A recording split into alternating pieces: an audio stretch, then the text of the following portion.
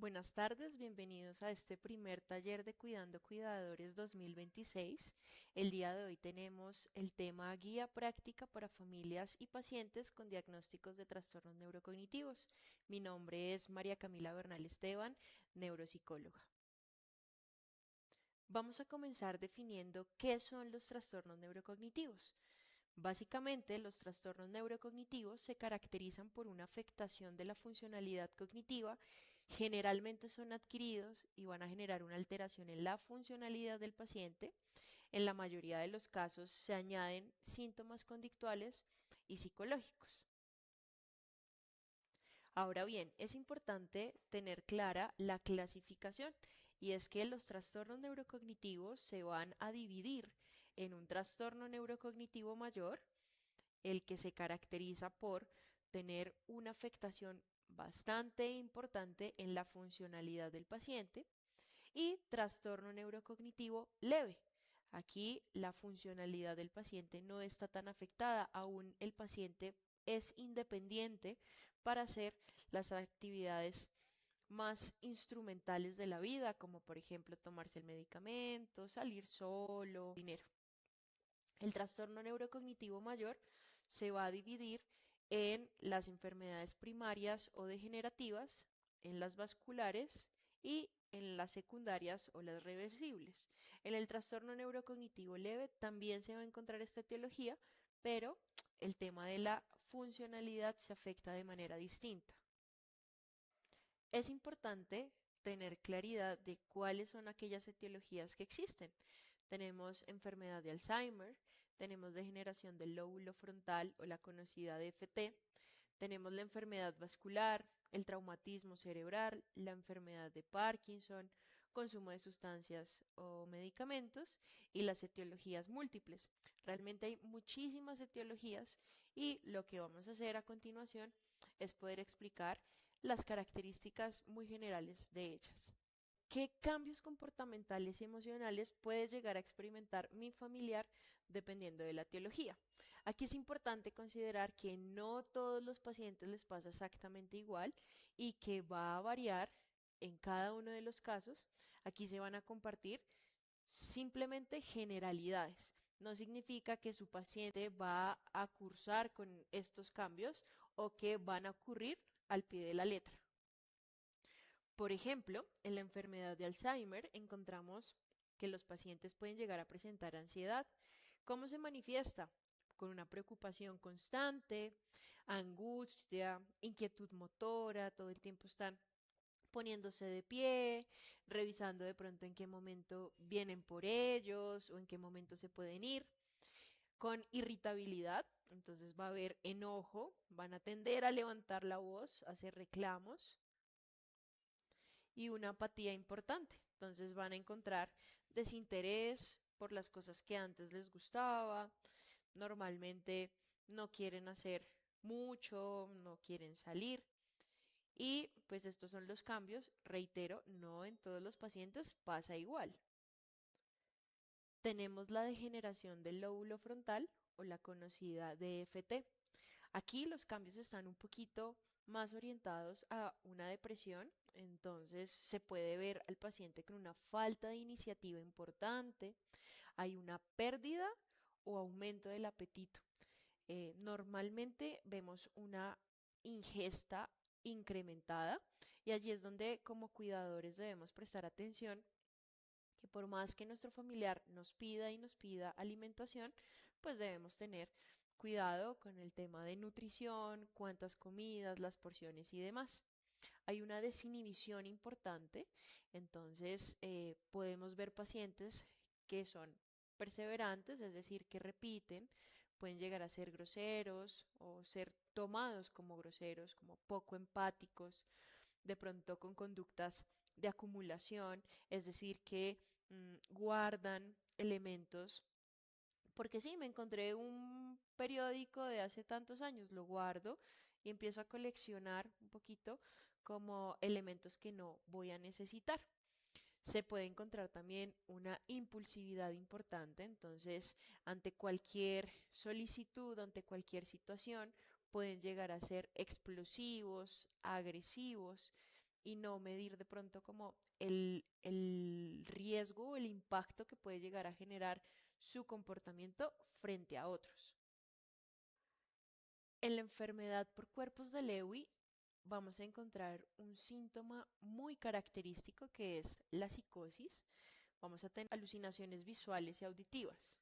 De hecho, este síntoma es el síntoma nuclear o característico para saber que se está tratando de unos cuerpos de Lewy.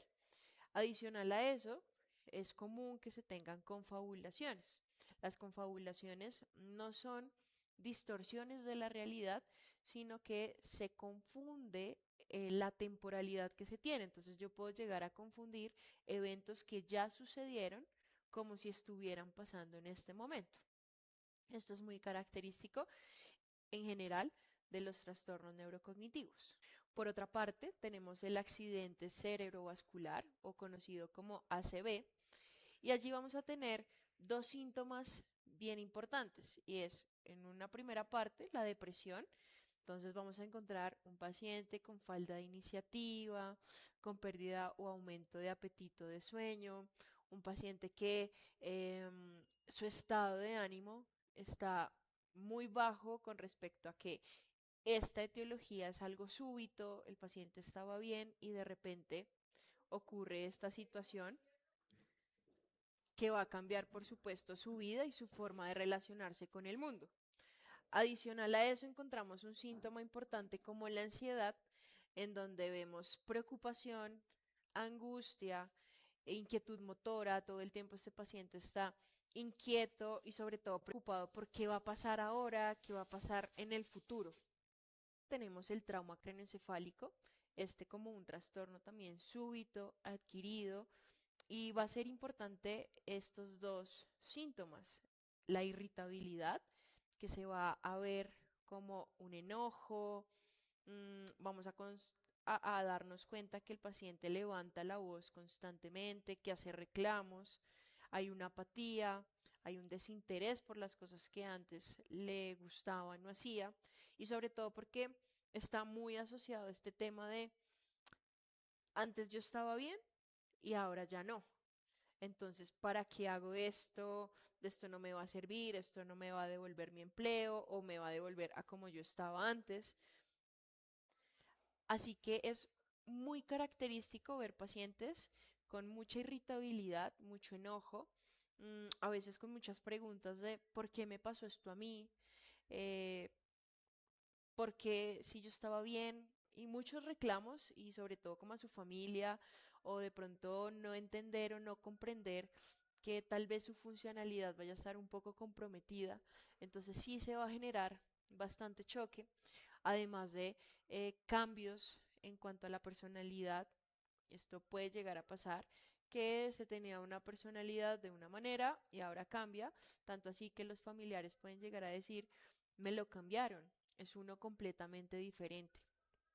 También encontramos la enfermedad de Parkinson. En la enfermedad de Parkinson vamos a tener dos síntomas.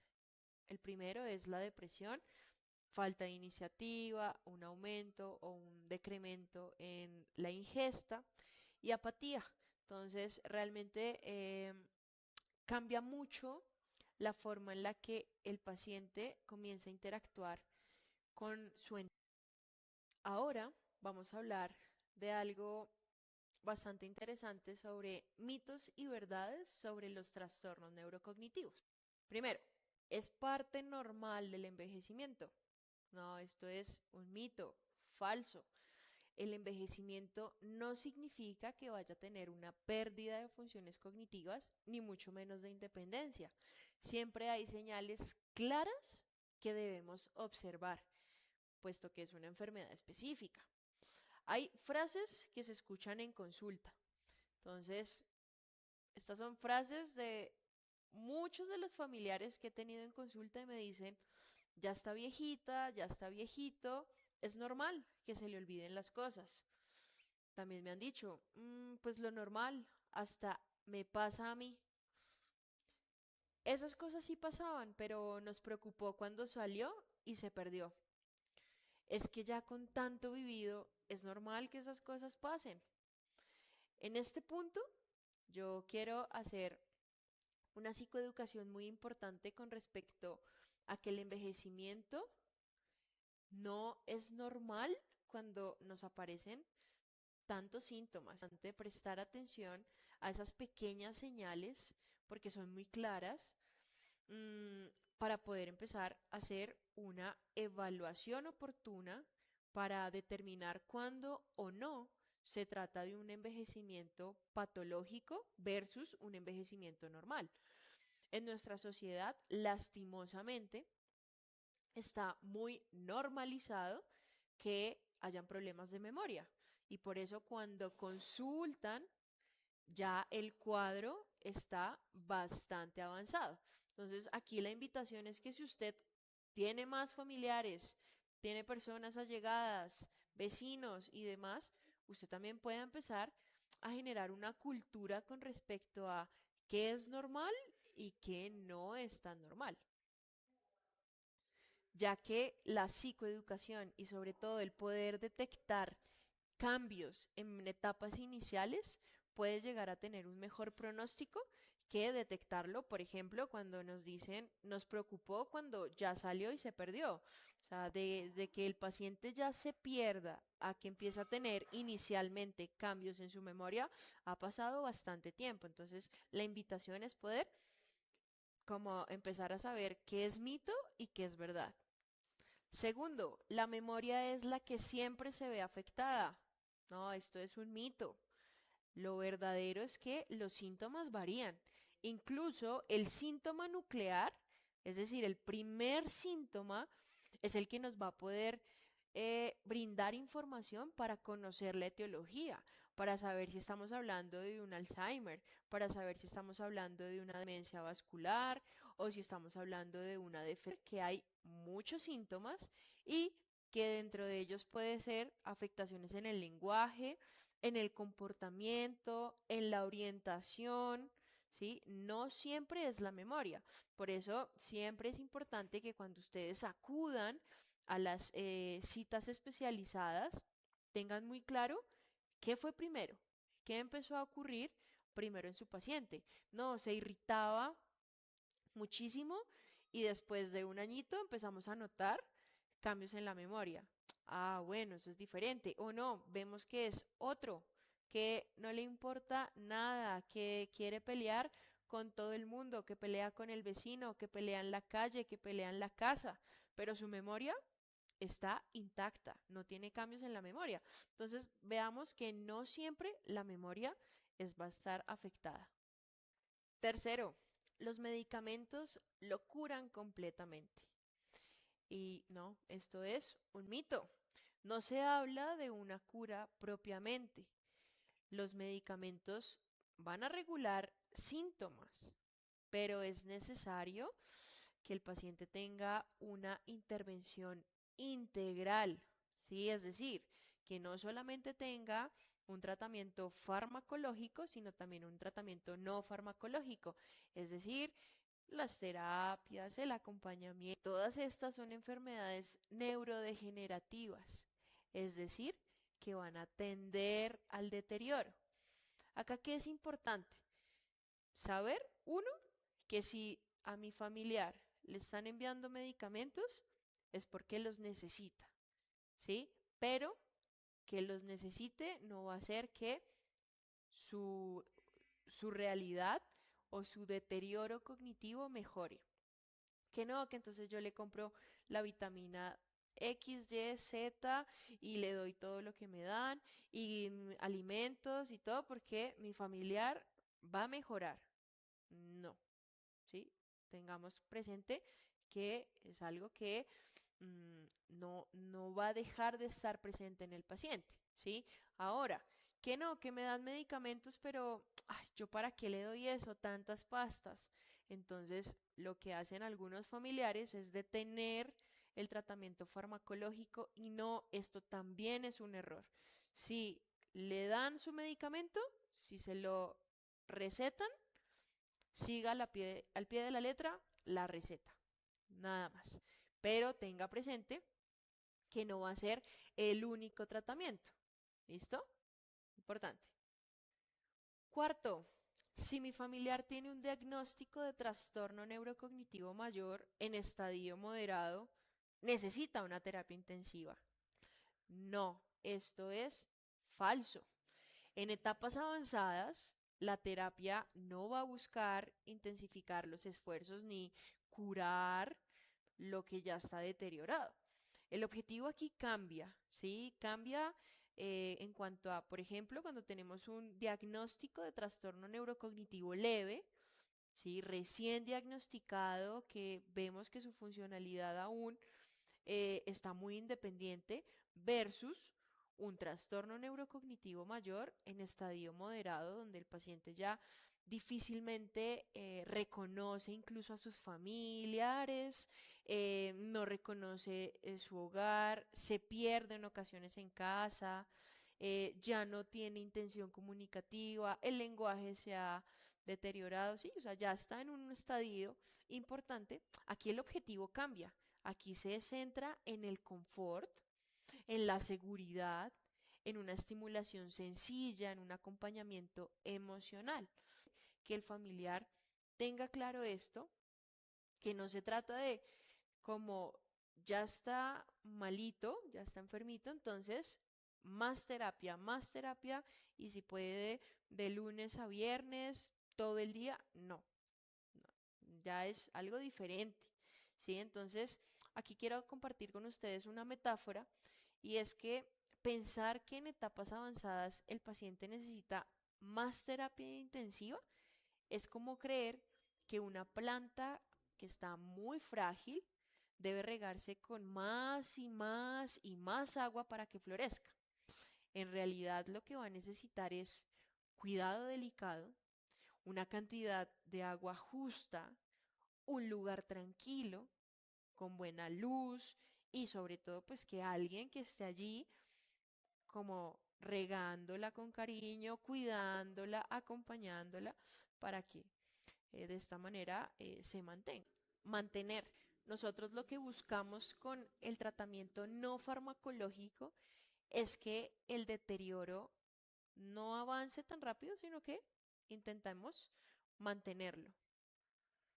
Es decir, que los síntomas no progresen de forma tan rápida, aunque es inevitable que vayan a progresar. ¿Sí? Es más como algo paulatino, algo más medido, ¿sí?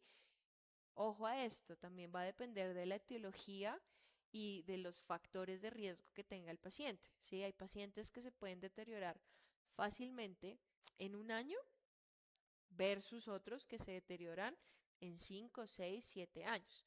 Entonces, es un poquito como entender que si bien es cierto, el tratamiento no farmacológico buscamos mantener, no en todos los casos es tan efectivo y avanza porque, repito, es una enfermedad neurodegenerativa. Quinto, solo los adultos mayores lo padecen. No, esto es un mito. Aunque la edad avanzada es un factor principal de riesgo, también puede presentarse en personas más jóvenes, como les mencionaba anteriormente, son situaciones súbitas, inesperadas que pueden llegar a ocurrir, como lo son los accidentes cerebrovasculares, los traumatismos, las infecciones neurológicas, enfermedades. Por eso en nuestro instituto no solamente tenemos población adulto mayor, es decir, de 60 hacia arriba, sino también tenemos adultos jóvenes que pues están en proceso de rehabilitación. Ahora vamos a trabajar con las estrategias de acompañamiento. Una de las primeras estrategias es una comunicación clara. Aquí va a ser importante que el familiar use frases cortas, que la comunicación sea lo más claro posible, evitar como extendernos y ampliar en información, tener un tono de voz tranquilo, amable y sobre todo tener paciencia cuando debemos repetir varias veces lo que ya hemos mencionado. Como segunda estrategia tenemos unas rutinas estables. Aquí es importante mantener horarios para hacer las diferentes actividades que el paciente sabe que se deben hacer. Por ejemplo, el momento de el aseo personal, la alimentación, horarios en comidas, en actividades. Es importante mantener em, como lo más riguroso posible esta rutina, evitar los cambios bruscos, por ejemplo, como mudanzas o cambios allí donde sea muy difícil acoplarse nuevamente a la rutina que ya se tenía establecida. Como tercera estrategia tenemos el apoyo emocional. En este apoyo es importante validar la emoción del paciente, hablar con un tono de voz tranquilo, sereno, intentar acompañar, por ejemplo, con una caricia, con un abrazo, siempre y cuando se permita, ¿no? Aprender también a leer el contexto, porque si tenemos un paciente que está agitado, que está teniendo un cambio en el comportamiento importante, pues no vamos a llegar allá como a abrazar porque va a ser visto como una amenaza. Pero sí, con respeto, con cuidado, me puedo acercar, darle una palabra de acompañamiento, de aliento, no generar discusiones con el paciente. En algunos casos es como tratar de quién tiene la razón, entonces empiezan a escalar y a generar un ambiente pues que pues realmente no va a ser sano para ninguna de las dos partes, ni para el paciente ni para su cuidador. De brindar este apoyo emocional, incluso con actividades muy sencillas como por ejemplo escuchar música juntos. Entonces, venga, yo le invito a hacer algo, veamos algo juntos, construyamos algo, escuchemos música, cantemos, ¿sí? Actividades muy sencillas que se pueden realizar en familia. En este momento quiero hacer una reflexión con ustedes y es que cuidar a alguien con un trastorno neurocognitivo es un viaje que transforma la vida, no solo del paciente, sino también de quienes lo acompañan día a día. La psicoeducación nos recuerda que el conocimiento es un acto de amor. Nos da herramientas para comprender, paciencia para acompañar y fuerza para sostener. Educar es cuidar y cuidar es amar. Cuando compartimos conocimiento, sembramos esperanza en cada familia.